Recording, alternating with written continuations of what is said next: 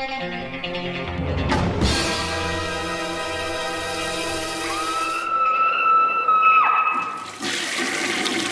guys, what's up? It is week 133. I have a bunch of reviews for you. So, if I'm feeling looking a little tired, it's because I pulled a 24 hours last night and I'm working on like 3 hours of sleep. Excuse King, back in full.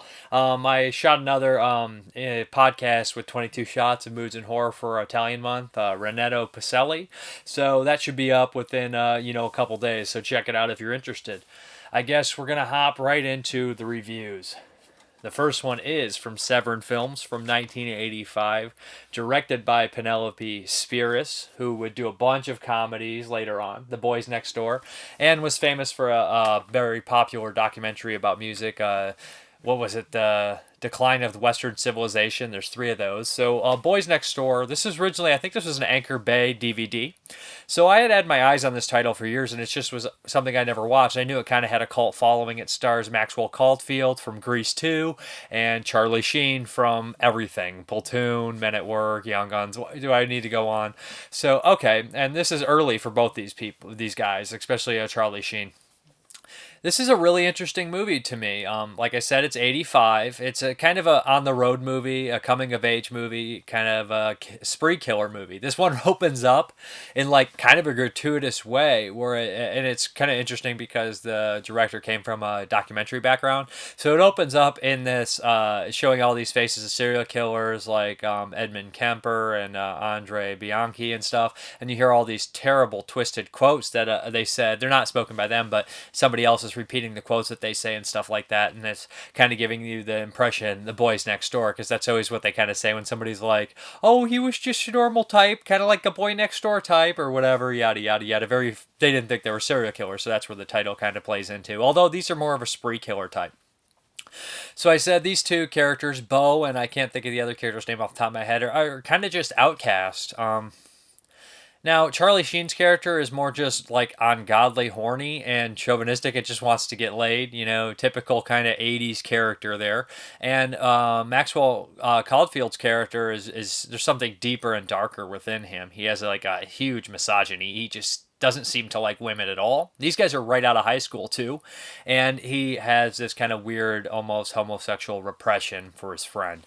So right in the beginning, it's kind of interesting. Like I said, these two dress like they're like 50s outcasts. They seem poor, and everyone around them is kind of in this 80s kind of glamour, and nobody likes them in high school. They're kicked out of the high school party after graduation and everything like that. And that kind of like is the catalyst for them to go on this kill spree, this crazy kind of crime spree. They go to LA, and it's just a set of unfortunate circumstances. Like it was the straw that broke the camel's back, and it just kind of starts escalating, and Caulfield loses his mind, and people end up killed. I love how this movie looks. It's never overlit to where it looks like there's a bunch of lights everywhere, but it's never underlit at the same time, and it definitely shows you like a grimy kind of LA deal. Definitely the combat that New York. So it's really a beautiful looking movie. The music is great. It lands perfectly. And when there is violence in the movie, it kind of goes into almost like, I don't want to say it's action and exploitative, but it goes into slow motion at times, and you feel the impacts. It's kind of disturbing. It is disturbing, actually. The psychology I really enjoy, especially the relationship between the friends is also interesting. Like I said, there's some sort of like homosexuality coming from one of them at least, and jealousy. I think that Maxwell Caulfield is it's an amazing performance by him. It's intense, it's crazy, and it's also impressive that he isn't an American actor. He's actually doing an accent, so that also plays into how impressive his performance is. This is a kind of a gem, in my opinion. I thought it was very well acted. I thought it was very interesting. I thought it was kind of really dark for the 80s, especially 85.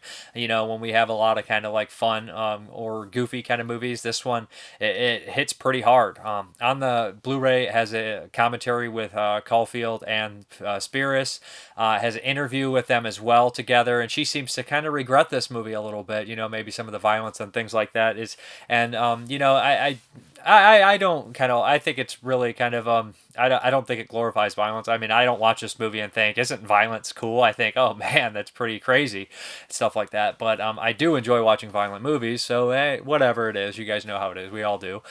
So yeah, I don't know. It's kind of strange when directors go back and they regret things. It makes you second guess it.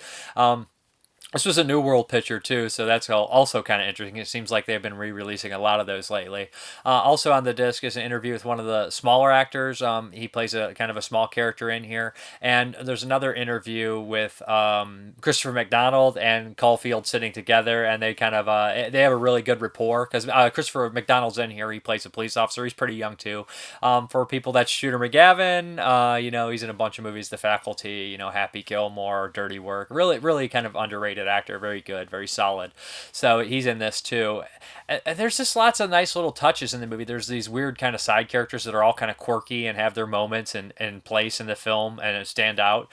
There's just one cop, because one of the people that is murdered is a homosexual, and this cop is like, yeah, these fags down here, and literally the older detective just loses it and grabs him and starts yelling at him. And I was like, I think that's probably a little bit of the director coming in, kind of putting a little bit of her thoughts in there, or maybe the writer felt that way. But I enjoyed this. I thought it was really good. It's one of the best movies I saw for the first time this year. So it looks good. It sounds good. It's just impactful, emotional, good stuff, well acted. And Charlie Sheen isn't my favorite actor. I'm not going to make a secret about that. I always thought he was just okay, solid. I never thought he was anything above and beyond, and I always thought he was kind of in the shadow of a lot of the other actors he was in, especially in like Platoon. But he's really good in this one, and I don't hate him. I think he's good, but he just he stood out. But still, I think the other guy's better. But then again, I'm not as familiar with that actor, so maybe it was kind of like seeing him and be like, wow, this guy's really good. I think that I wish I would have saw him a lot more. But I'd recommend checking this out. It's from Severn Films. It's out now.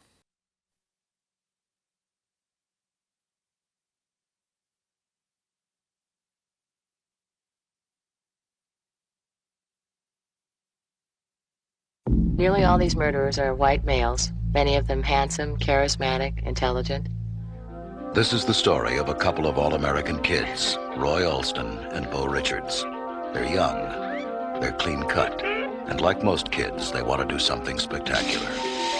So what do you want us to do, huh, Roy? Become computer programmers, maybe fly the space shuttle? He seemed like a regular kind of guy, normal, kind of quiet. He just didn't seem like the kind of guy that would kill anyone. But Roy and Bo are different. Sorry. They're trapped. Walk in there Monday. We're on the drill press the rest of our lives. And they don't fit in. Look who's here. What happens when there's no way out? Should have killed him. Almost did. Almost doesn't count. These people confuse sex and aggression. They can't differentiate between the two. At 11:30 p.m. in Los Angeles, Roy and Bo met Angie Baker. Come back to my apartment. She was 29. Give her 2 seconds of pain. Girls like that one are giving us 18 years of pain. Lisa Fisher and Rich Wilder were both 19. This is my game, sucker. Like if I had a 38 right now, I could make you do just about anything I wanted to. It's in the look. It's in the touch. It's in the eyes. It's the latest style in madness. Everybody's got a gun these days. They're more popular than sex. What are you doing, you crazy? Get out. Day by day, they're changing the face of America. A lot of people out there. And they're barely old enough to vote. It's you and me up here, watching them. The Boys Next Door, starring Maxwell Caulfield and Charlie Sheen. From acclaimed filmmaker Penelope Spheris, a motion picture and a warning. The Boys Next Door, rated R.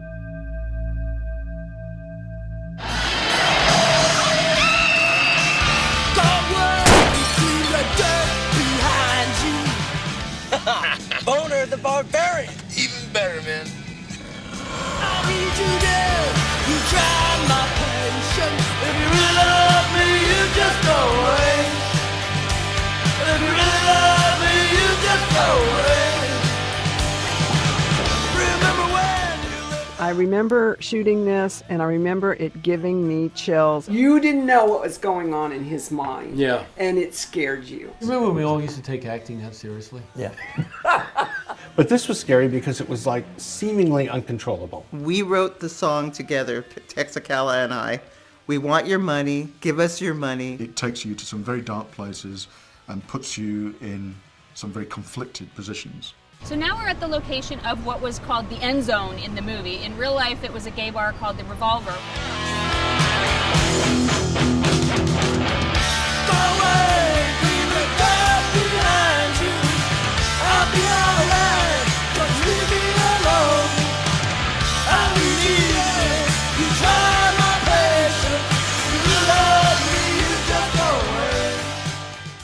Okay, guys, this next one is from Severn Films, and this is The Perils of Gwendoline in the Land of Yik Yak, and also aka Gwendoline. Severn really knocked it out of the park with this. Think Indiana Jones with gratuitous kind of softcore nudity. I don't know, gratuitous and softcore, is that an oxymoron, Jumbo Shrimp? But regardless, it's gratuitous softcore kind of nudity, tons of it. This is a weird one. We have an escaped a girl, she's like in a convent, she escapes to find her father, who went on search of some ancient weird butterfly in this kind of dangerous land, so he can get his name in the book and become famous. So she goes after him. She gets captured by some creeps. This kind of guy saves her that really doesn't want to do it. He's kind of like a sailor, kind of pirate type guy who loves gambling and loves women. He's chauvinistic and he's ridiculous. She kind of falls in love. There's a weird kind of love story. They go on this weird, crazy misadventure where they run into, tribes and I guess this weird whole kind of race or group of people that are all women and they're all like giant. What's the word I'm looking for here? Amazon women, I guess, is kind of like it, but they're in armor. Kind of a woman's society, and they run into all sorts of crazy misadventures, like I said, crocodiles. It just has everything like that. Like I said, it's like an Indiana Jones movie if it was made by Jess Franco, who had a bunch of money, and this is actually based off source material that, the same writer did, like Story of O and Emmanuel, I believe, so it kind of fits in that, wheelhouse. It's vastly entertaining. This thing it costs so much money, you can tell. It literally costs like thousands of dollars. Millions of dollars, it feels like, and I can't imagine this movie did that well anywhere besides France. I believe this was a French movie. I love the character, the lead male in here. Like, he's kind of a piece of shit throughout the entire movie, but he cracks me up, and they dub their own lines, and sometimes it's a little over the top until ridiculous levels where the sets are great. I was super impressed with the sets and the action, and there's a lot of weird quirky characters and violence, and people get killed. It's like an R-rated Indiana Jones, like made, not as well as Indiana Jones, but it's never boring, and there's this weird kind of like a whole giant like subplot at the end with these this group of like women warriors that take them all hostage, and they have this weird mating ritual. Like I said, it's super enjoyable and weird, and I don't know what else to say about it, but it's like it's summed up if Indiana Jones was more softcore, if they just added a softcore element to Indiana Jones, and it feels like an adventure like movie in the sense like Massacre and Cannibal and Dinosaur Valley, like, but just better made than that and bigger. Like, it has that kind of element of adventure, but again, softcore and ridiculousness at the same time. Vastly enjoyable. I would really recommend this one. It has a bunch of features on here, 2 commentaries, one with the director and one with the 2 stars in here, and they have a great time talking about the movie and reminiscing about it, kind of cringing at some of the scenes, and they seem to be on good rapport and very friendly, and David Gregory moderates that, so that was nice. And there's a bunch of other features on here too, interview with the director and some other people involved here, and there's an alternate cut of the movie, the American version, which is shorter. I would recommend checking this one out. You got to see it. It's like one of those movies that's just so different and so unique, and just can't believe it exists. I didn't know this existed. I didn't catch their DVD release if they had one, but it just kind of blows my mind. It looks great. It sounds great. The music gets stuck in your head. It's just a rip-roaring sleaze fest, if that makes any sense. From Thieves Harbor, Singapore, to the corrupt casinos of Macau, across uncharted seas and treacherous jungles. Journey to a lost civilization with a reluctant hero. Get out of my way, you're not my type. And a lady who loves to be rescued. Destiny throws them together. Again. Willard! And again. Come on, scream! More. Come on, you scream! More again. And again. I belong to you, body and soul. You're kid. No, wait!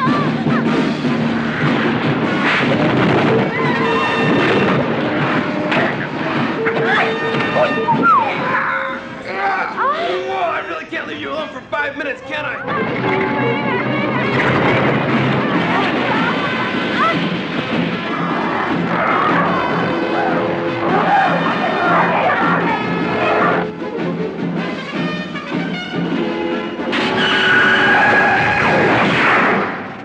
The Perils of Gwendoline in the lost land of the Yik Yak.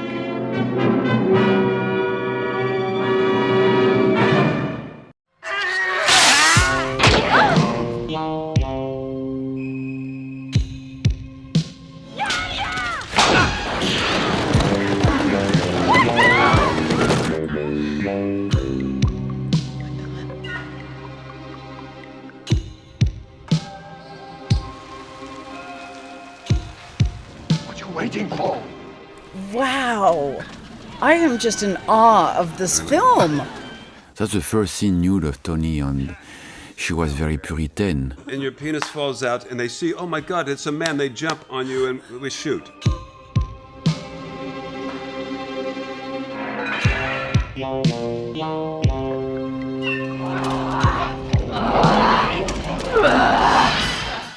Okay, this next one needs no introduction. This is from Arrow Films, and this is the legendary 1987 Paul Verhoeven classic, Robocop. Man, I gotta cue that music in this, because it's all-time one of my favorite scores. What can I say about Robocop? It's always been one of my favorite movies of all time. I always thought it held up, and I hadn't seen it in a few years, probably like 3 or 4, maybe even 5. So when I put this in, I was like, I knew it was going to hold up, but I was going to say, is it better than the last time I seen it, or is it, about the same? I got to say this about Robocop. It's just a freaking amazing movie. It's so smart and so intelligent. It's basically a revenge plot. A cop. This is in a futuristic kind of old Detroit, which I love that it takes place in Detroit. I'm right by Detroit, so it has some sort of like closeness to me. And everybody around here always kind of makes fun of Detroit for being a crap hole, so it kind of plays into that a little bit as well. But it takes place in the future, and the cops have been taken over by a private company. So and crime is all-time high. So the cops are getting destroyed out there by criminals and everything like that. The cops are talking about strikes, and it seems like there is literally no sympathy for any human life. They just don't have any regard for it in the media, in the commercials, anywhere. It's definitely a satirical movie on violence.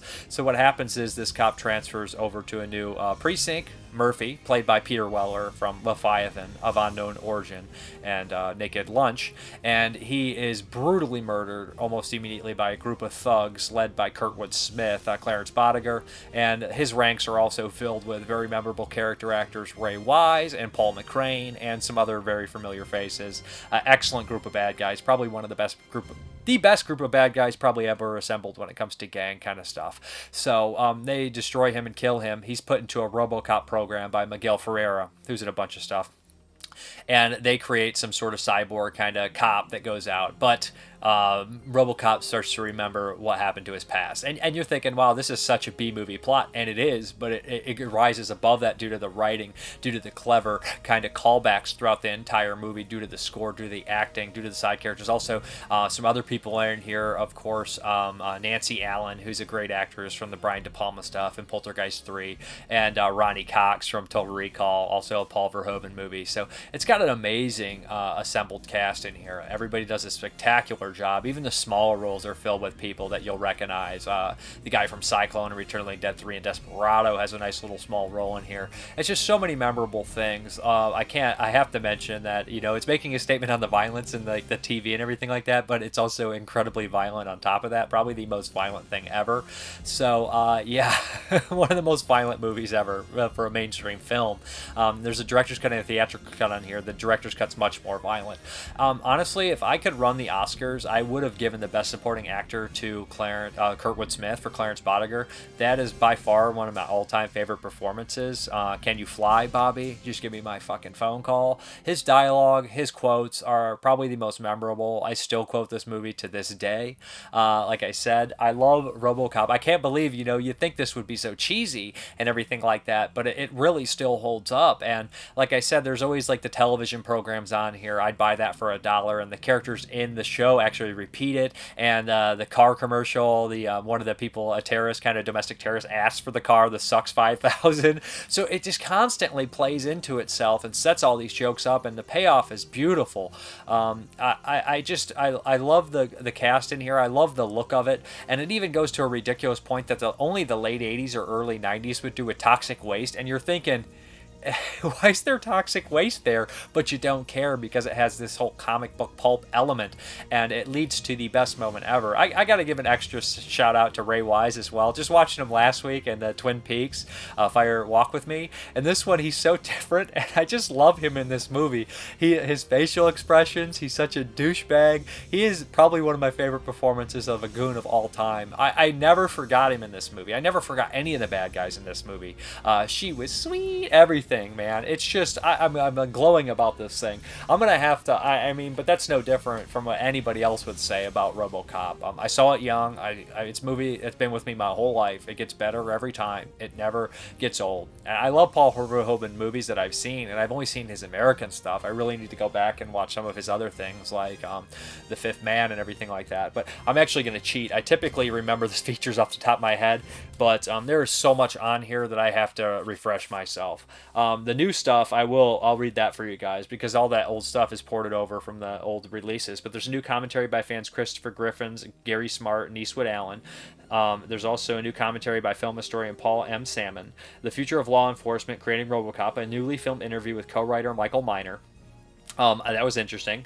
RoboCop, a newly filmed conversation between co-writer Ed Neumeyer and filmmakers David Burke, writer of Elle, and Nicholas McCarthy, director of Orion Pictures' The Prodigy. So this was also really good. Ed Neumeyer is in a lot of the special features, and he seems like a really intelligent guy, and he talks a lot about Verhoeven and their process and everything like that. Enjoyed that.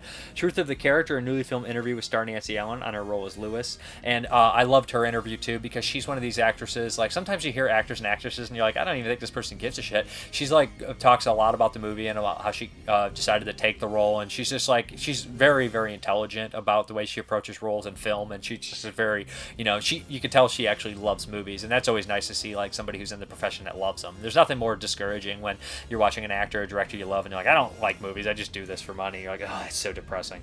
Then we have Casting Old Detroit, a newly filmed interview with casting director Julie Seister on how the film's assembled cast was assembled. That's also really great, how she talks about how Miguel Ferreira was out for, I think, somebody else in here, and how they got all these people. And then we have Connecting the Shots, a newly filmed interview with second unit and frequent Verhoeven collaborator Mark Golbot. He's also an editor. He directed The Punisher from the 80s, so that's cool.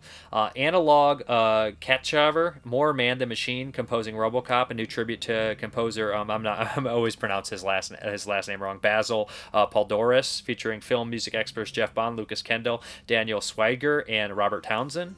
And that's really interesting as well. They tell a great story about how one of the people was kind of poo-pooing on this score, and then Basil told the story to them that he reheard that guy whistling it, and he's like, you do like it. It gets stuck in your head. It's such a really, they break it down how it has like this medieval kind of like, chivalry kind of sound to it, and then it has like the drums like boop, boop, boop, and stuff like that, and they just break it down and why it's so memorable. Robo-Props, a newly filmed tour of super fan Julian DeMont's collection of original props and memorabilia. So you see, that's also cool. 2012 Q&A with filmmakers, and one of the old, that's all, and then a bunch of old stuff, but I got to give a shout out to the old archival stuff with the interviews with the villains. So we have interviews with Miguel Ferreira, Kurtwood Smith, Ronnie Cox, Ray Wise.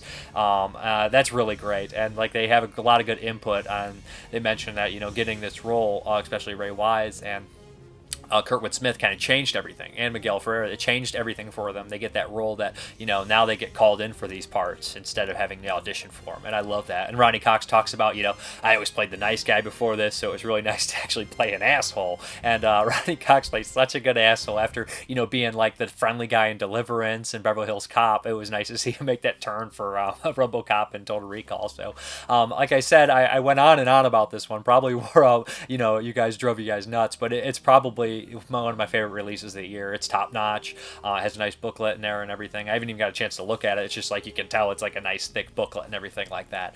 But amazing release for an amazing movie, and I just love it. It's probably in my top 10 favorite movies of all time. I mean, what can you say? It's RoboCop.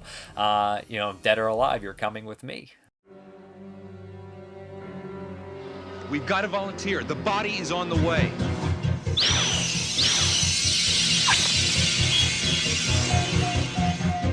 Sheriff. All Detroit has a cancer. Cancer is crime. In a row. As you know, we've entered into a contract with the city to run local law enforcement. We were able to save the left arm. What? I thought we agreed on total body prosthesis. Now lose the arm, okay? We get the best of both worlds. Onboard computer-assisted memory and a lifetime of on-the-street law enforcement programming. Hey, Louis, it's Supercop. This guy is really good. He's not a guy, he's a machine. What are they gonna do, replace us? Murphy, it's you. Go get him, boy. Thank you. You have the right to remain silent. You have the right to an attorney. Anything you say may be used against you. You better back up, pal! Your move, creep. The future of law enforcement. Robocop. Thank you for your cooperation. Okay, this next one is from Arrow Video, and it is Jake Speed. I had never really heard of this movie, to be honest, until Arrow was going to put it out. This stars, I can't think of the guy's name, but I had seen him only in one other movie, Headhunter. And it also stars John Hurt, and geez, who am I missing here? There's another kind of, Dennis Christopher from, Fade to Black, Django Unchained, and the original miniseries. So yeah, okay. This one right here, this is a weird one too, and it would play kind of a good double feature with The Perils of Gwendoline, in a way. We have this girl who's been kidnapped by these kind of weird white slavers, I guess, or whatever. I don't know what they're doing, but they take her to some third world country, and they're going to sell her to the highest bidder.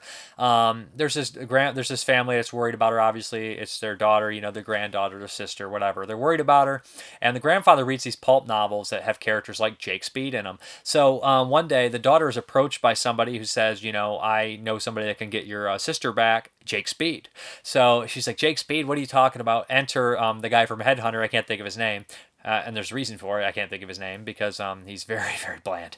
But so basically, Dennis Christopher hooks them up. They go on this weird misadventure, and there's this weird sense that he's a character out of the book, and they're inside of a book, making the book while they're going on the kind of, adventure. Dennis Christopher's fine in the movie. John Hurt's kind of fine as well, and he's the villain, of course, and he has a brother who's also hammering it up, and they're kind of have good back and forth together. They're fun.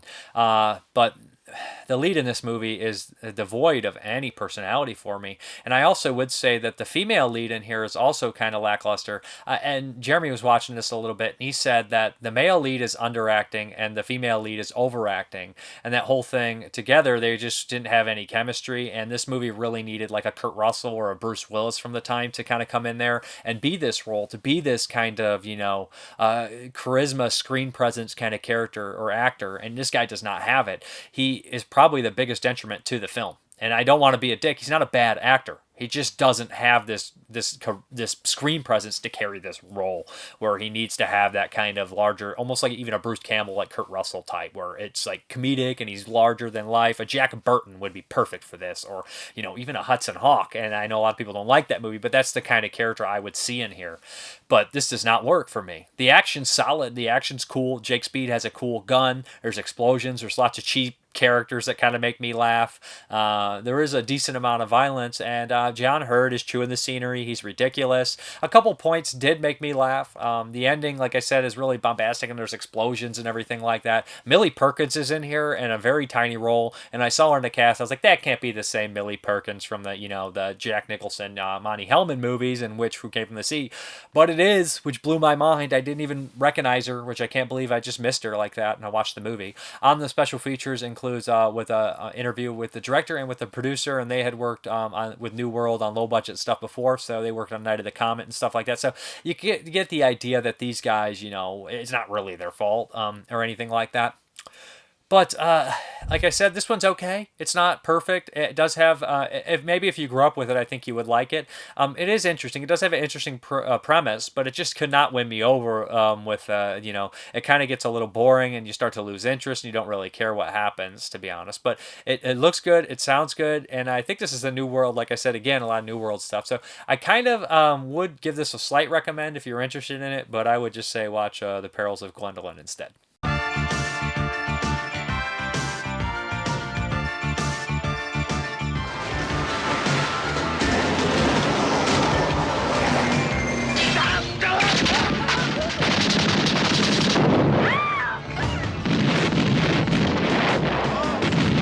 After we had finished the movie, I was looking through old files and some of the old casting 8x10s that had been submitted, and the only one that I found kind of interesting that was submitted for the character of Jake was Bruce Willis. And so I'm not quite sure why we dismissed that one. I mean, pretty much like clockwork, about 12 o'clock it would start raining and it wouldn't stop till about 2:30 or 3, so it was constantly cutting into the amount of shooting time that we had per day.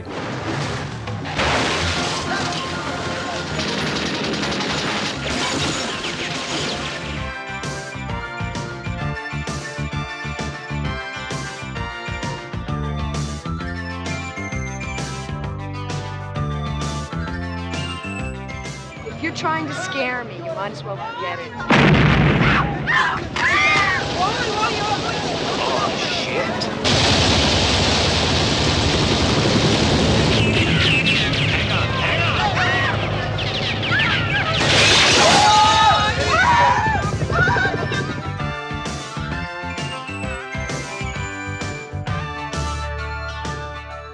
Okay, this next one is from Dread Central releasing on Epic Pictures. This is The Fair.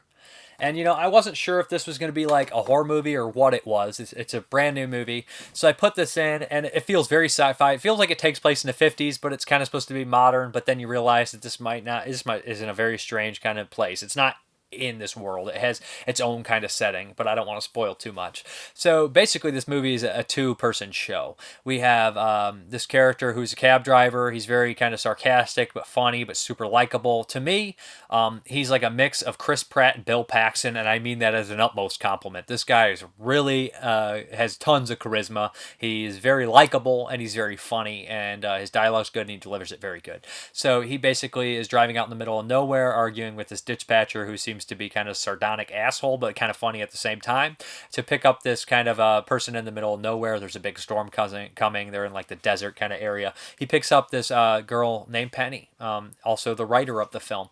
And it seems very strange. He drives down the road. They start to talk. She disappears. He gets on there on the radio, talks to the person. He's told to come back, reset his fare. When he resets, he resets. So it's a time loop movie. He goes back, does the same thing, but after a couple times, he starts to realize something's not right, and they start to remember each other. And what happens is, over time, they start to talk about it and unfold and all these things, and they kind of start to love, fall in love. And it's really touching, and I was like, this is just like a really sweet kind of sci-fi love story, isn't it? And it goes to a little bit darker places, and it has a couple unveilings that I don't want to spoil. A lot of those unveilings lead to the last act of the movie, which adds in some more comedy elements that are decent, and it definitely makes for a bittersweet movie. And if this movie didn't have the good performances from the two leads, it would be very weak, but they're very good in here. The writing is very good, and it's a well thought out movie that incorporates a lot of mythology from other things that you don't realize until after the movie's over. And I watched the special features, and the writer, who stars in it, she was talking about it, that they put a lot of things in here from Greek mythology, and there's mentions of Jack Kirby, and it plays into the movie, and you're like, this movie is really intelligent and really well crafted and really well acted. And I'm not sure if I like the look entirely, but I didn't mind it, and it makes sense to what it's part of. I don't know, I would definitely call this more of a sci-fi kind of fantasy, or a little bit of horror elements. It's not like gory or anything like that. I don't even know if the language is that harsh. This might be on PG-13 level, but but it's a movie that I don't know if I would watch the whole thing and if I sort of the entire plot. So I'm glad I did watch it because, like I said, I really enjoyed it. I was really invested in the characters, and by the end of it, it was really touching. And I like the performance of the two people in here, especially the male lead. I thought he was top notch. I'd love to see this guy in some more things. I think he's really good. I would recommend checking out The Fair for sure. It's interesting and it's entertaining and it's like bittersweet love story. And they make comments in the movie. They're like, all good love stories usually are sad. And you're just like, oh yeah. So they're kind of, they know what they're making and they know how to do it and let the audience know what they're in for at the same time as letting them know that there might be some curveballs in there. So it's good stuff. And there's some special features on here with, some bloopers and other things like that. So nice release.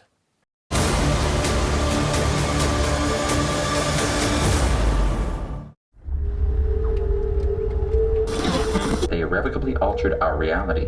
What was will never be, and what will be isn't. Alice, come in. What's your ETA on that pickup? I'm here, I think. You call for a cab, miss? Yes, I did. One middle of nowhere, coming right up. So your name's Harris? Yes, ma'am. Well, what about you? It's your turn. What about me? What do you want to know? Well, let's start with, what is your name?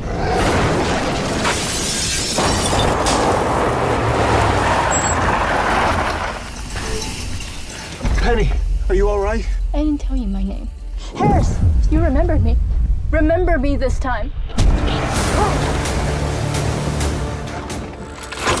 These extraterrestrials came to our planet thousands of years ago. Where are we headed? Corner of Elman River Drive. So I've driven you down this same stretch of road 100 times? Maybe more. What the hell's going on over there? Am I crazy? Do you think you're crazy? What don't I know? I'll find you, Penny. So, before you disappear, or not. Okay, this next one is nonsense. I just had to buy it, and I really thought it was a joke. When I saw the title, I was like, that's fake. And then I saw the trailer, I was like, this isn't fake. It's real. And it is the Banana Splits movie. Tra-la-la-la-la-la. I can't help it.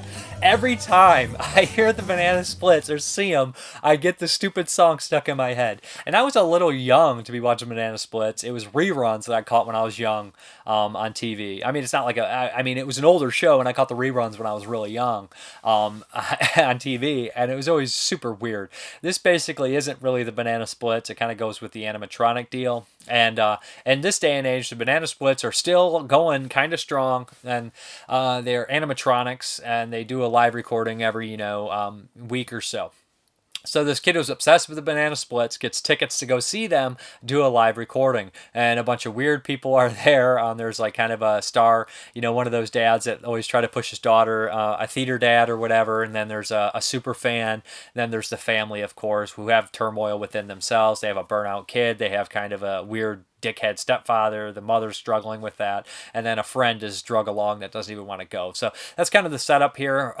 We kind of realize that the Banana Splits are not functioning properly, something's wrong, and then the show gets canceled, and that kind of sets the Banana Splits off into a crazy kill spree. This movie's nonsense. It's ridiculous. I know a lot of people didn't like it. I laughed a lot. It's really stupid, but the thing I like most about this movie is watching the actors have a great time.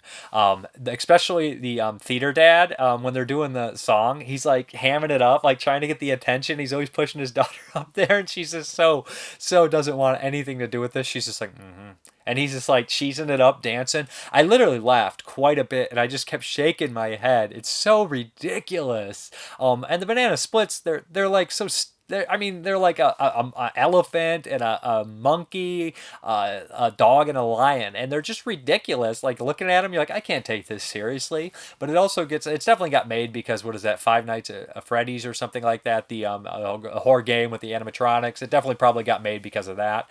But yeah, and it's enjoyable. I can't lie. It turns into a slasher movie. They have over the top cartoonish deaths where somebody gets like a lollipop shoved down their throat, somebody gets sawed in half, lots of gory stuff. stuff. There's some off-screen kills that I wish they showed more of, to be honest, but that's kind of a minor complaint. The stepfather is a real big prick. There's like 3 real big pricks in the movie, and they make sure they get their just desserts in here. I like the female character who's actually like kind of like the show, not like helping with the show go on smoothly. She was really interesting. She was cool. This movie is very inclusive. Like you could tell, like they put a lot of different kinds of people in the movie. There was like, yeah, it's not just gonna be a bunch of white people in the background. They like a lot of different women and men and everything like that. So you know, they just like kind of like showing every different group of people are obsessed with the banana splits. I guess I don't know, but yeah, it's just a silly, goofy movie, and there's a little bit of kind of like stuff in there where it's like the little kid loves the elephant and you're like, oh, he's gonna approach the elephant, but I like that too. And they do something that I do want. There's a banana splits fight, so yeah, recommend checking this one out. It's much better than I expected. At first I was like, this is gonna be the worst. I don't know why I had to see it. I just had to.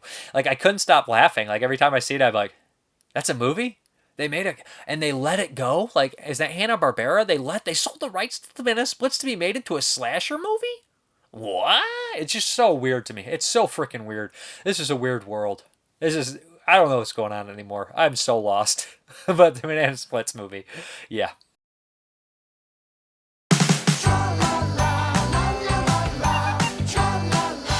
Hey, sweetheart. We are going to the Banana Splits. Sometimes at night, I see the splits riding around in their little cars, laughing and singing. Who's excited to see the banana splits? Rebecca, I'm canceling the show. What? Hey, kids, put on your happiest faces because the Banana Split Show is about to begin. Where are the children? Mom, get out of here! Time's almost up! Why are you doing this to me? Please! Let me out! Now the show can go on forever and ever and ever! Come on, you fuzzy son of a... I just really want your brother's birthday to be perfect.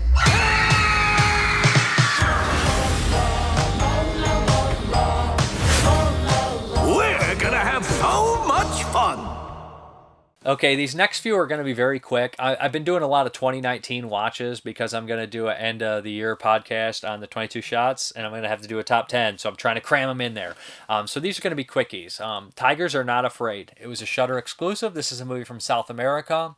This would be a couple-minute review. So I thought this was really well done. I thought that it kind of follows the story of a group of kids who, and it's in Mexico. I think it's Mexico? Yeah. So like everybody, the drug cartel pretty much destroys this kind of area, and there's a bunch of kids that are homeless. Their parents were killed or taken by the cartel, and they kind of fight back at the cartel. But there's these weird fantasy elements where fairy tale stuff in the very beginning in the school and everything kind of plays into this, where the girl believes she has 3 wishes, but something bad happens every time she wishes. So and it becomes like this weird kind of almost Guillermo del Toro kind of fairy tale story, and I really enjoyed it. I thought that it was really heartfelt. I thought there was some really depressing stuff. I thought it was well made. I thought there was a couple well-crafted scares. I thought it was pretty violent. Would recommend checking this one out. It's very good stuff. One of the better ones I saw from 2019, and it is on Shudder. So interesting, good stuff. Había una vez un príncipe que quería ser tigre. Los tigres no tienen miedo.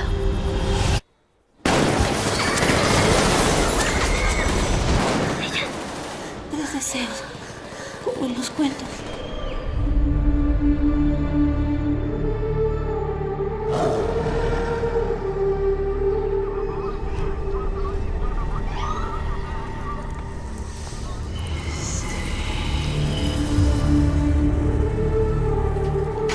Ya llegué, ma.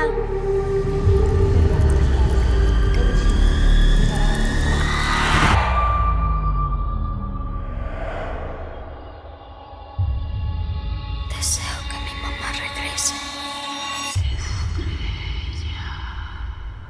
¿Mamá? Déjala que se quede. parecen a los que se llevan.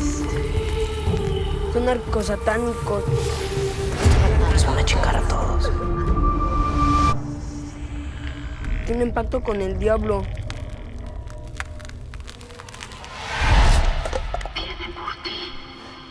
Los Huascas saben en dónde estamos.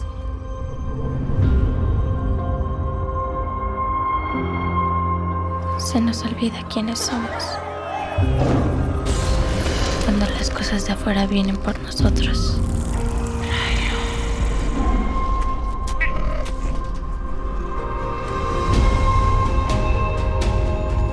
Somos príncipes. Somos guerreros. Y tigres. Los tigres nunca olvidan. Si no lo matas, nos van a matar a todos.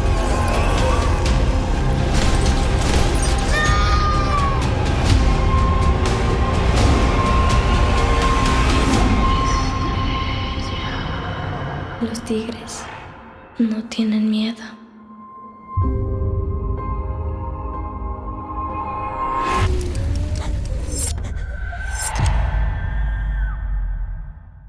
Another Quickie review I also watched on Shudder, and this is Haunt, again from 2019. I was actually kind of leery while watching this. It was a slasher movie. These kids kind of go into extreme haunt, and they're killed by, you know, these masked people. And at first I was like, I don't know if I like this. We have this kind of a couple asshole characters. Some of the dialogue's kind of forced, where she is like, they ask something, and she like kind of goes into this whole like, you know, backstory of herself that doesn't seem like she kind of like shoehorned it in, and it's going to play into the ending, and that kind of seems forced. But by the end of it, I ended up really enjoying this one. The killers in the movie are really cool. They all wear masks, and they wear masks for a reason, and what's under those masks reflects what their masks are. Love that. And it's in a haunted house, and it works like this weird haunt, and there's like traps and everything like that. There's a couple of the characters that I ended up really enjoying, and I was rooting for everybody. There's this kind of big guy who seems like an asshole at first, but then he becomes probably the most likable character in the entire movie. He had a stooge from Night of the Demons thing going on. I really liked this one. I thought it was gory, although there was some crummy CGI blood, but for the most part, I liked it. The people fight back. It's not just a one-sided, we're getting killed by these killers. They were fighting and killing, and I liked it. I would recommend it. And the outfits definitely reflect kind of like the killers reflect like the, you know, the typical Halloween outfits, like the devil, the witch, the ghost, the you know, the clown, the zombie, stuff like that. So I'd recommend checking this one out. Really liked it.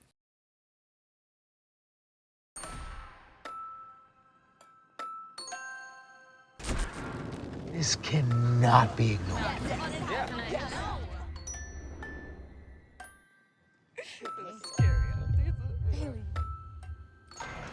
Yes, we're doing this.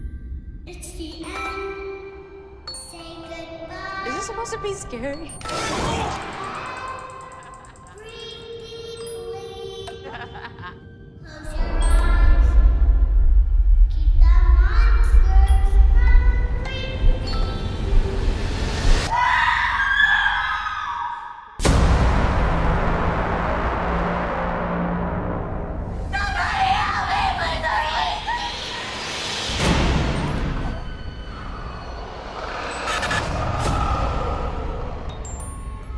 I just want to get out of here. We just want to leave.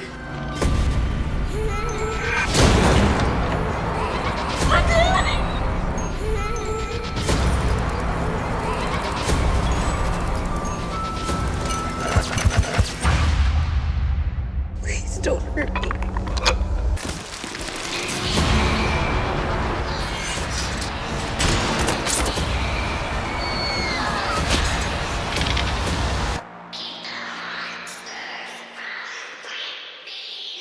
Do you want to see my face?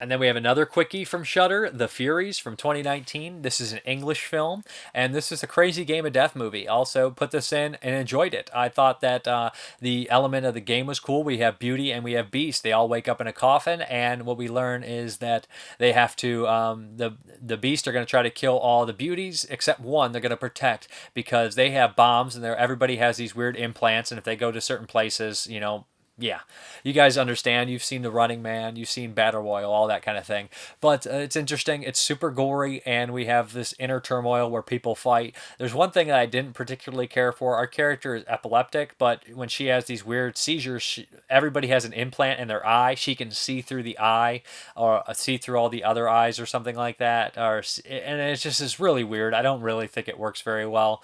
And I didn't like how they did that, but it kind of plays into the end and the twist. I thought the special effects were cool. I thought the Beast fighting was awesome. I thought the score was pretty solid as well. I thought the acting was solid. The gore was good. This one's well worth checking out. It's quick, runtime, like 83 minutes, doesn't wear out its welcome, gets straight into the movie. Some decent character arcs on the main girl. Liked her. She was tough. She fought back. And I like seeing characters that are in turmoil, like getting like stalked by killers and everything, fight back. It's so like, oh no, they're going to run, they're going to cry. Fight back, come on. And they do it in The Haunt, and they do it in Banana Splits, and they do it in frickin' The Furies. So yeah, enjoyed it. All good stuff too.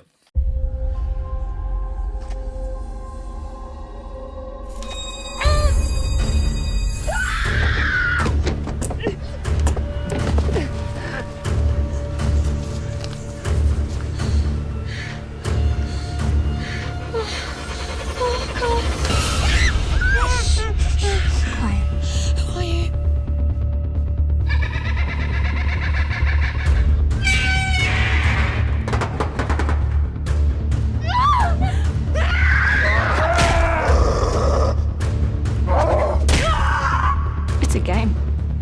There's only one way out. Win. It's like I'm seeing through their eyes. They've put these in our heads. I think that they're watching.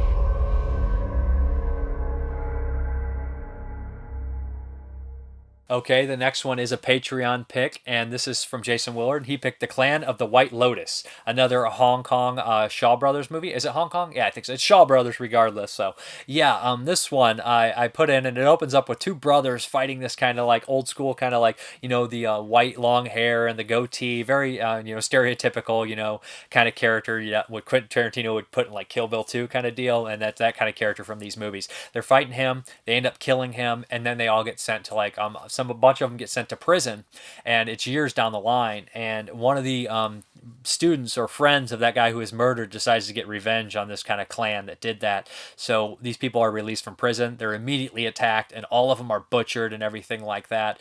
So the other brother is upset, and he wants to get revenge, so they're kind of at turmoil. It's a lot of revenge in these movies and everything like that, but he doesn't have the kung fu to beat this guy. He's not, and every time he goes after him, this guy is so light, he flies away with that cool special effect.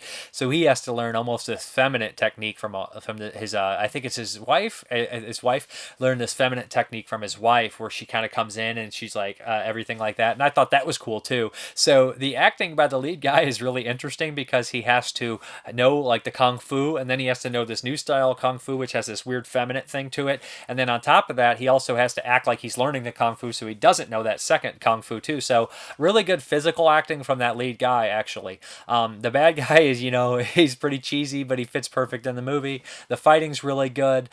Just these movies that I can never really get into depth about how good the fight choreography is. It's insane. Like the stuff they're doing in Oneers, and the swords are coming, and it's edited so slick. It looks so good. Like when they do the wides to the closest to the mediums, I don't even notice that they're cutting. Like that's how good it is. I don't notice the cuts. None of it's jarring to me. It all flows very smooth. And I enjoyed this one. And I always like watching these Hong Kong Shaw Brother movies because they use the same public library stuff that George Romero used in the extended cut of Dawn of the Dead. So I'll hear cues and I'm like, I know that by heart. But this one's enjoyable. The fighting's great, and these do get a little repetitive at the time. It's like I try to fight you, I get beat up, I go learn some more, I go try to fight you, I get beat up, I learn some more, and I finally whoop his ass. It's definitely, a pattern, just like a slasher movie's a pattern, so you can't really hate on it for that. But like I will say is I really kind of enjoyed this one. I think it was cool, and like I said, the fights are great, the plot is pretty standard for this stuff, and some good physical acting from the lead.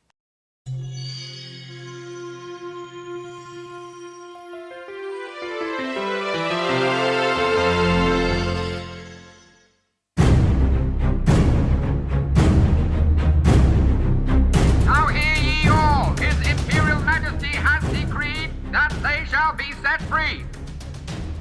All Shaolin men will soon be released. They have possession of their temple. If that ever happens, it would mean trouble for us.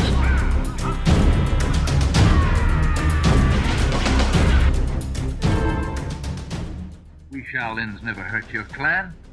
Why do you want to fight us? I want revenge. You both killed my classmate, Pame, the priest.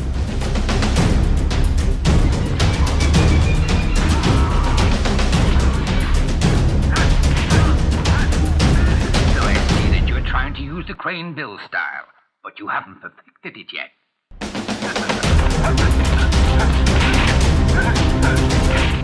Wei-Ting, your kung fu's not good enough.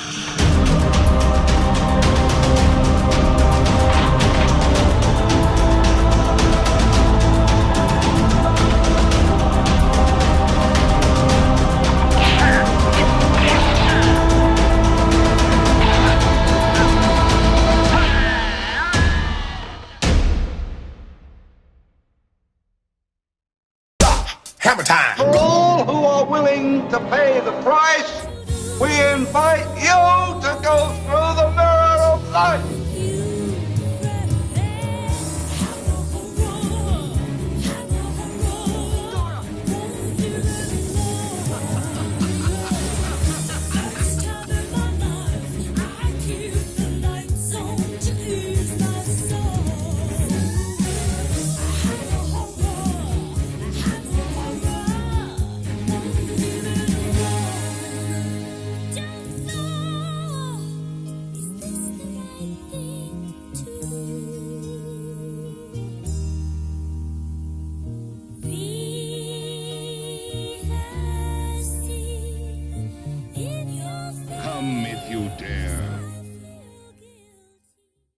What's up, guys? Week 29 of Hammer Time. And, yeah, this one's a bit of a strange one. The Lost Continent, 1968. This is part horror movie, part adventure movie, part pirate movie, part science fiction. I don't know. I'm going to explain the plot because I need to be... okay. A shitty captain is taking these people across what ocean are they on? I don't even remember. I think the Atlantic, I would imagine. Yeah, he's taking them across. He's also like kind of moving cargo, and these people, he's moving cargo he's not supposed to move. That's highly explosive if it gets wet. So he's already a piece of shit asshole. Doesn't tell his crew about it, and also all the people on this ship are desperate. And he knows that too. They're kind of criminals or out running something. So everybody on this ship is horribly desperate. There is an accident. I don't remember how the ship actually gets damaged originally. Do you? No. Oh. They let down an anchor for some reason, and it hits the side of the boat, and so the cargo where all the explosives starts to leak with water. So everybody finds out there's explosives on the ship. The crew is very upset about it, and they decide that there's not much. The engine or the pump goes out, so they decide they're going to abandon ship, including Michael Rooker, who's in some great makeup here. Always is great. Unfortunately, that's pretty much all he has to do in this movie. So eventually they all decide to try to do a mutiny on the captain. And you know what the captain doesn't do, right? He doesn't say, you know what, we probably are going to sink. He says, to hell with you, and tries to kill them all. Kills a couple of them. The rest get away on one of the lifeboats. 10 minutes later, he decides to abandon ship, exactly what they did. So not only is he not smart enough to realize that this is a problem he caused, not smart enough to realize that maybe he should let these guys abandon ship and abandon ship with them. But then he goes back and does it later after he killed the guy for doing it. And then on top of that, it turns out that the ship they abandoned makes it to this weird abandoned island that they made it to as well on a lifeboat. So he was wrong about everything. He's the main character in the movie. We have to be around this crotchety old asshole who looks kind of like... He looks kind of like Howell, Mr. Howell from Gilligan's Island mixed with like Roy Scheider. He's not a bad actor. He's just a completely disgusting, despicable character. All the characters suck in this movie. Yeah. They're all assholes, except especially the drunk guy. He redeems himself. But the first 20, 30 minutes of this movie, I was like, really? Are we going to be surrounded by this captain? Is he going to try to be like portrayed as a hero? Because the opening of the movie shows all these weird people on a boat and you have no clue what the hell's going on, including the captain. And you imagine that's now, and this is a flashback. Kind of. Right. So they make it to this lost continent, and there's a bunch of weird creatures on there, and insanity ensues. So do you want to say some weird words about this one? Man, I don't know. It's definitely like two different films that they kind of like stitched together in the middle. I could have completely done without the first half, really. Because the first half is just like everybody just kind of being like mean and shady to each other. And then they go on the crazy magical island adventure, and that part's really fun. There's, giant monsters, there's like Spanish conquistadors. Because there's tons of people who've been trapped on this island. Right. They, have a weird hierarchy and everything yeah, like that. there's this weird like balloon walking mechanism that people use. It's never explained in the movie why they're... Like, you just have to assume that, I guess, the balloons are keeping them adrift. Well, I mean, the Spanish conquistadores and pirates, they have the best scientific methods. They would have figured it out. Oh, yeah, absolutely. And I don't know where they found them balloons or what they were. Were they life preservers of some sort? I have no idea. I don't know. I can understand, like, the snowshoe style, because this whole continent they land on is covered in man-eating plants, so they cannot walk on the surface. The movie takes a weird turn. It's like a disaster movie on the ship at first, but everyone's just despicable, especially the captain drives me nuts. He drove me mad. Like, I was angry. I was like, nah, this guy is just trash. And I never like him throughout the whole movie because of it. But I actually do start to like some of the other characters, of course. But what happens is it takes a weird turn when a shark comes out of nowhere and starts acting really weird. It kills one of the people. And there's this stereotypical, like, Indian guy who's been injured, and he's laying there. What is his name again? His name is Hurry Curry. It's really something like that. It literally is. That's what it says in the credits. I couldn't stop laughing because, not because I think that the racism's funny, I think that their idea of an Indian guy was so funny that they were so terrible with it. But I could not stop laughing. Well, this guy wakes up after being injured and immediately falls into the water when they're on the continent and it gets eaten by plants. And that's like a huge reveal. And I was just like, oh, what the hell is going on? They're eating plant. And it keeps getting weirder. And then we get this weird octopus creature. And then the pirates come in and attack them. And I was like, this movie is freaking bonkers and vastly entertaining. But the first 20 minutes is just a chore.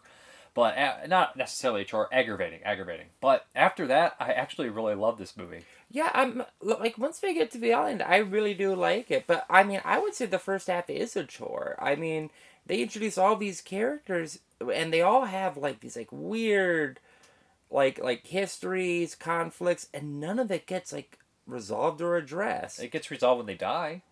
I guess. I get there's the girl and the professor. You guess the professor was on the run from Africa because of some scheme, and he just died. He's also a terrible father. I guess he's a terrible father. And he can't swim. There's the woman that's a celebrity in some country, and you find out more about her, but there's the spy that's after her because she's going to cash in. It's none of this gets none of it's resolved. Who paid the captain to get all the explosive cargo? That's just writ off as nowhere.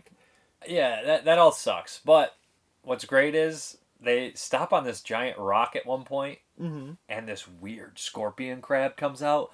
And it looks dated as hell, but it still scared me for some reason. And another creature comes out, and they just start fighting over the people. And I was like, "This is awesome." Well, one's a crab and one's a scorpion. I don't know what the difference. They just are weird creatures, but that's the kind of stuff that would have given me nightmares as a 5-year-old. Oh yeah, it horrified me.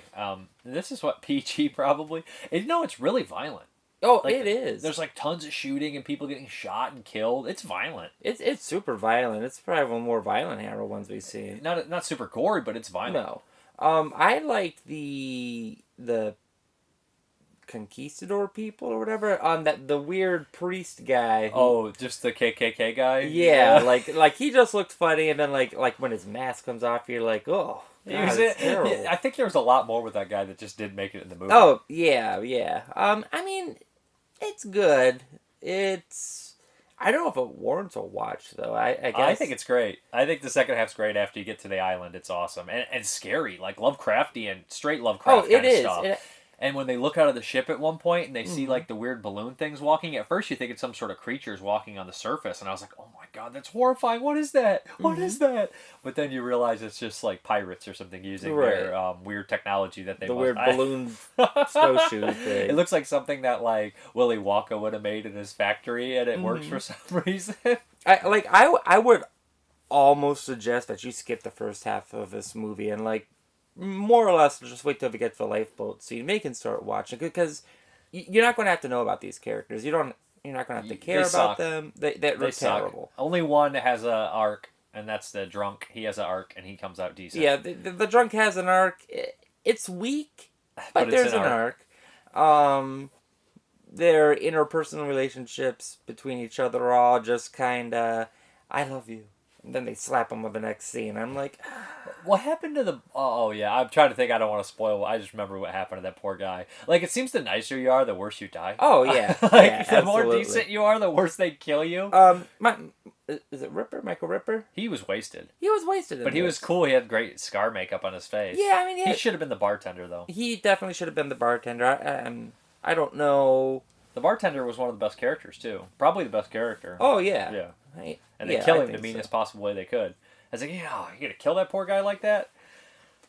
I think, yeah, I mean... I like it.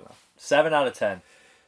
I know. I enjoyed it, I'm telling you. I mean, I really enjoyed the first half. The second half, but that first half really brought it down. I might give it like a 2.5 out of 5.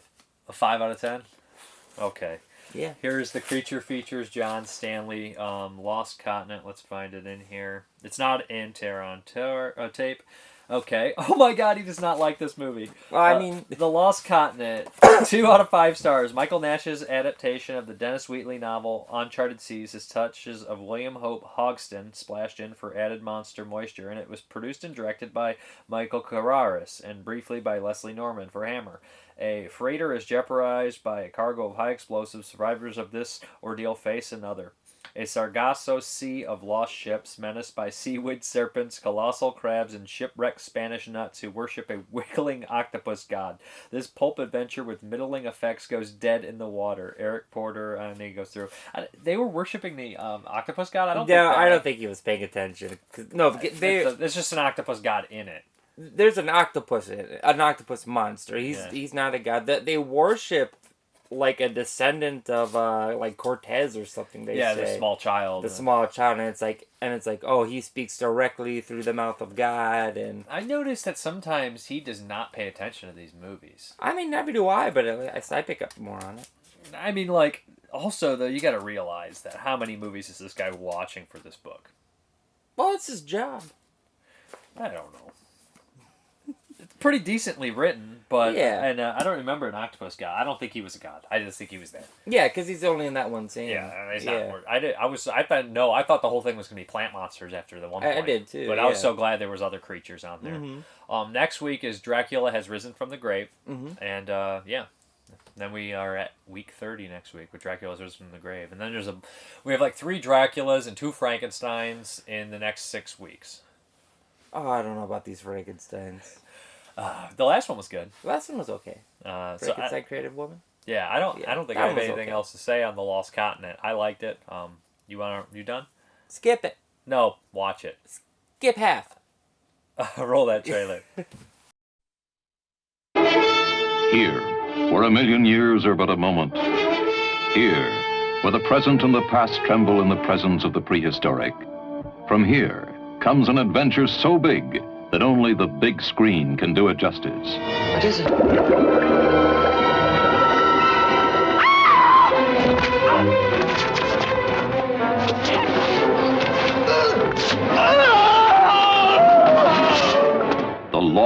continent, discovered in all its monstrous horror. Ever come across anything like that before? A living hell that time forgot.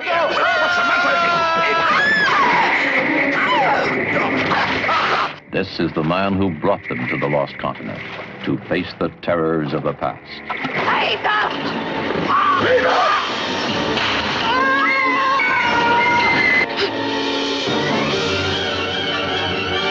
The lost women on the lost continent. Her past drove her here. Didn't expect me to leave with nothing. Her future begins here.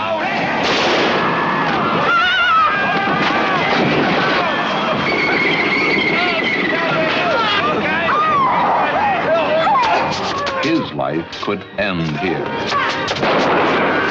Now the horrors from the past meet headlong with the terrors of the future. Harmless because it's dry. But that one drop of water. Touch it.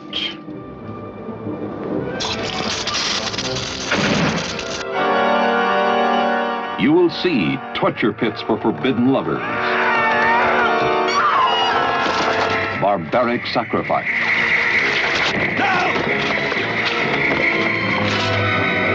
Monster weed attack helpless beauties.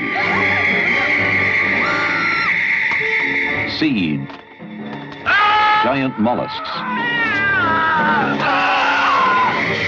See them fight to the death.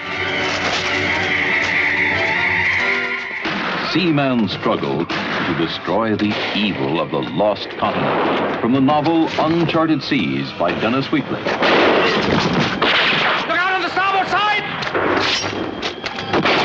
A living hell that time forgot on the lost continent.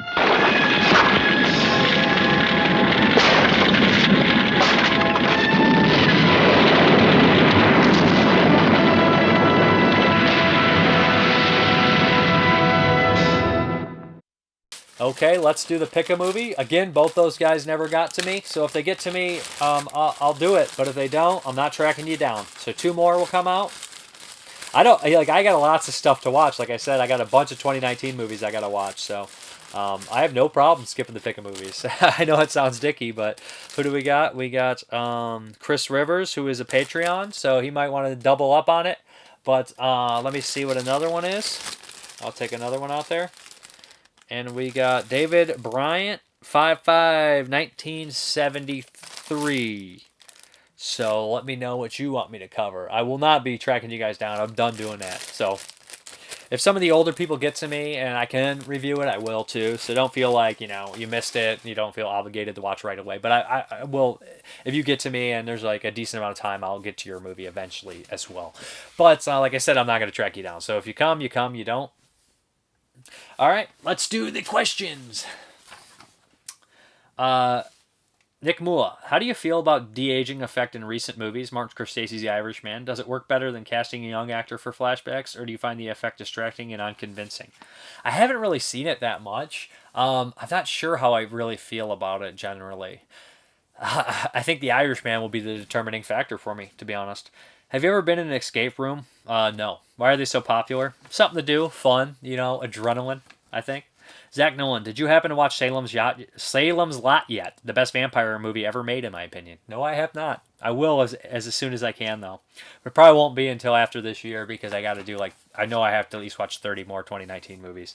Ilk Vomit, also, did I miss something? Was there a budget cut to Hammer Time? Because I miss looking at the backyard in the background. Hey, you listen here.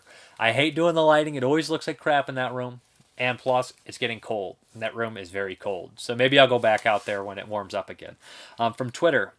We got answers.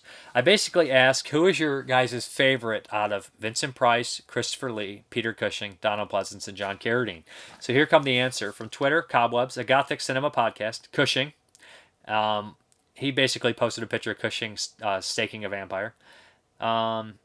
Lindsay, said, if I had to choose in a pinch, Price. Stoner38, Chris Lee. Ron, Peter Cushing. Tim Leadier, a.k.a. Captain Telstar, Vincent Price, but they're all wonderful. Patreon, Vincent Price, enough said. Then we got Nick Mua. I'm going to go with Sir Christopher Lee, an excellent actor, and he was very versatile in his acting roles despite being labeled as a horror actor. He also cared very much about the roles he played, including the horror ones. I always prefers Dracula and Jess Franco's movie to the one in the Hammer franchise. Mr. Lee also made the somewhat weak Star Wars episodes 2 and 3 watchable. He is sorely missed for sure.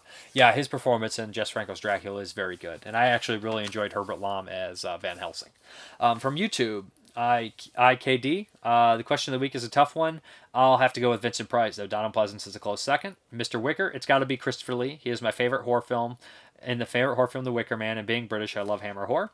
Kentuckinator, I only watch your YouTube. Oh, sorry. Pleasence, that was another question. Pleasence, I love him as Loomis, but he's so fun as spaced out psychiatrist and Alone in the Dark. He's great in everything. Irish Mad Dog 87. Vincent Price is my favorite actor of all time, a no-brainer for myself.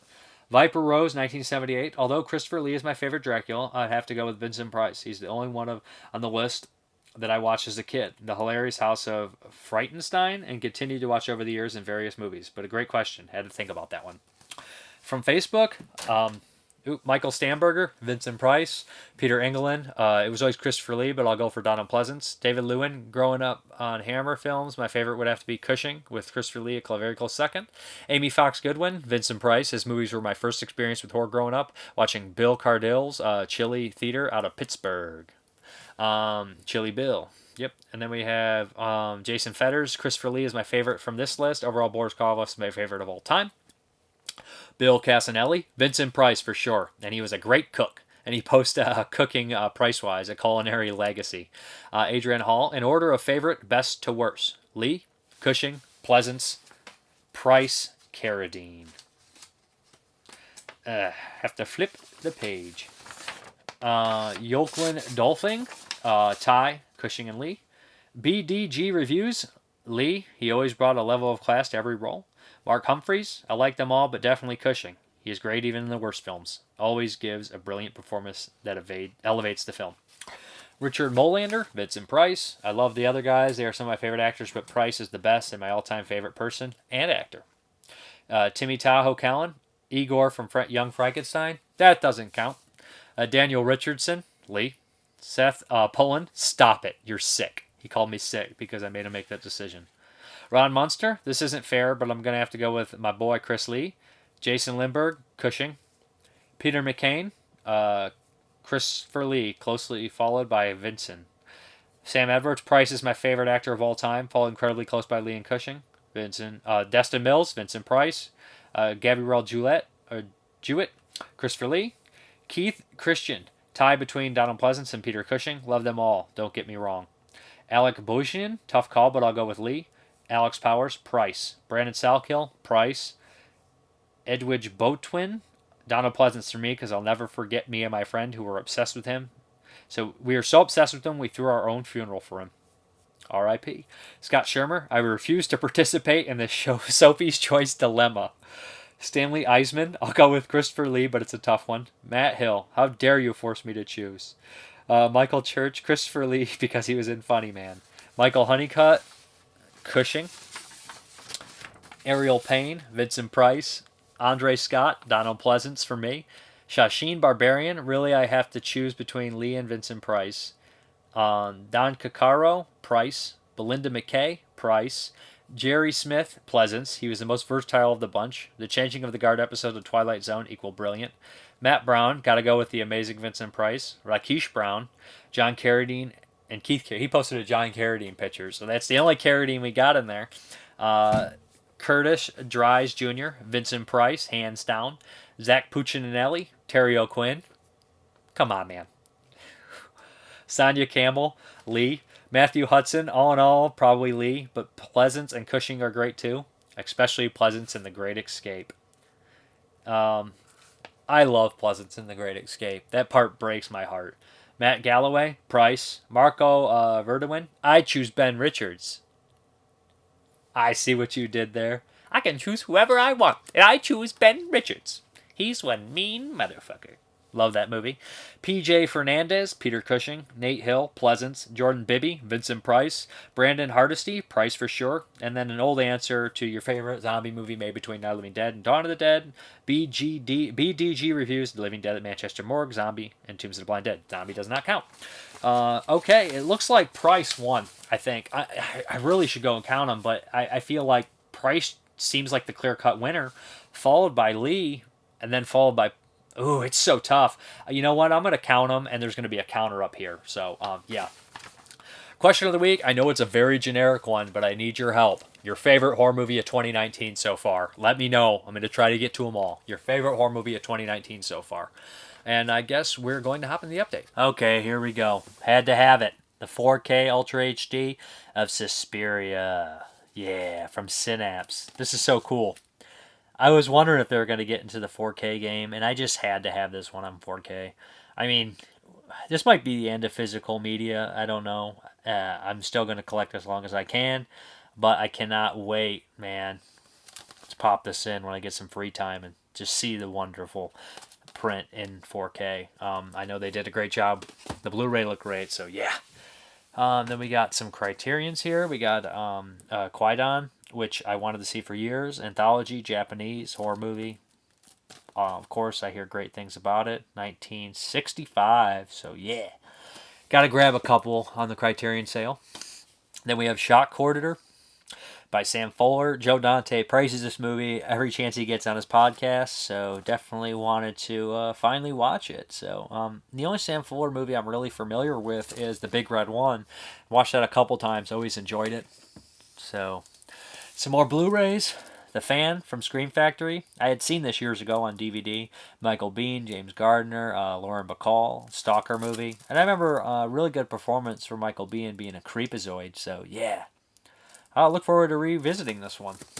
Then we got another going out of print, Breathless remake from Scream Factory or Shout Factory. Never seen the original, but Hamilton Books had some of the kind of going out of print Scream Factory titles, so it was a good price on this one. Grabbed it. Also grabbed this one, The Pope of Greenwich Village and Desperate Hours, Mickey Rourke double feature. Yeah, also going out of print. Couldn't pass it up for $10. Why not? We got another one, Stigmata, Scream Factory. I don't know if I've ever seen the whole movie, but yeah, for the price, why not, right? Shameless Guilty Pleasure. It is not really a glowing review, is it? Then we have my Kickstarter came in, Jesse's Super Normal Regular Average Day, the new Brian Williams movie with Elise Winkler and, of course, Ellie Church. I enjoyed this one. It was really weird, really different, really unique. And there is a couple more titles still for sale. Nice double disc, lots of crazy things going on in there. Cool stuff. Enjoyed it. Love those people who make that movie, so yeah. I got this because it was, I guess it was an impulse buy. It was dirt cheap. It was like $4 on Hamilton Books. I was like, throw it in there. I haven't seen this since I was a kid. But why the hell not? Caspter, $4. It was fun. Give me a break. I got some Disney exclusives, 20,000 Leagues Under the Sea. Never seen this one. Kirk Douglas. Looks cool. I like, the Disney live action movies. This is right up my alley, I think. Adventure movie. Then we got The Black Hole. Yeah, I wanted to see this just because the cast, I guess, is the Star Wars cash-in. Disney missed out on Star Wars, so they did this. Now they own Star Wars, so I guess they got it. But yeah, it's got frickin' Ernest Borgnine, Maximilian Schell. It's got a bunch of people in there. Look at that cast. Anthony Perkins, Robert Forrester, Joseph Bottoms. Yeah, come on. Looks cool. This one I always liked as a kid. I don't know if it will hold up. Another Disney exclusive, George of the Jungle. This movie always made me laugh. Brendan Fraser. People love making fun of Brendan Fraser. I just, kind of feel bad for him. But, yeah. I remember this one was very entertaining. Thomas Hayden Church. Richard Roundtree's in it. I'm just looking at the cast. Man, I do not remember the cast in this. And John Cleese. Wow. I remember there being a really funny moment where the narrator broke character and started making fun of somebody in the movie, and I always thought it was hilarious. Because I don't like you. And this is so weird. This is like $5 on Amazon. And I was just like, what are these? Alex Disanto, 4-pack, Diary of a Necromancer, A Christmas to December, Meet the Massacre, and what was the other one? Bad Seeds. It was like $6 for 4 movies on Blu-ray. I think some of them are shorts. I don't know. It just looks too weird to pass up. Why not? And then we have some Kino, because Kino posted that they were closing some things, selling some titles, and they're never going to be back. So, and this one's not one of them. This is a new one. Someone Behind the Door, Charles Bronson, Anthony Perkins. I'll buy in any Bronson they put on Blu-ray, and I'll get as many Perkins as I can too. So why not? Then we got another Bronson, Farewell Friend. This is I think a French movie. So yeah. I love Charles Bronson. I don't know if you guys knew that, but he's an idol of mine. Then we got some of the ones that are going out of print. Naked Face with Roger Moore. Don't know much about it. It was a Canon movie, so can't go wrong there, right? The Secret Invasion, Roger Corman movie. Looks fun. It's got a nice cast. Mickey Rooney? Henry Silva? Come on, looks like a Dirty Dozen style movie. Love those. Man on a Mission movies.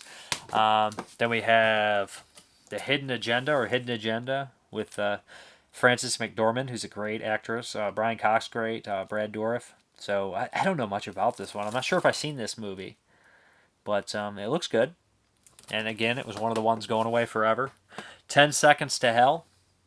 Jack Palance, come on, war movie. Not passing that up.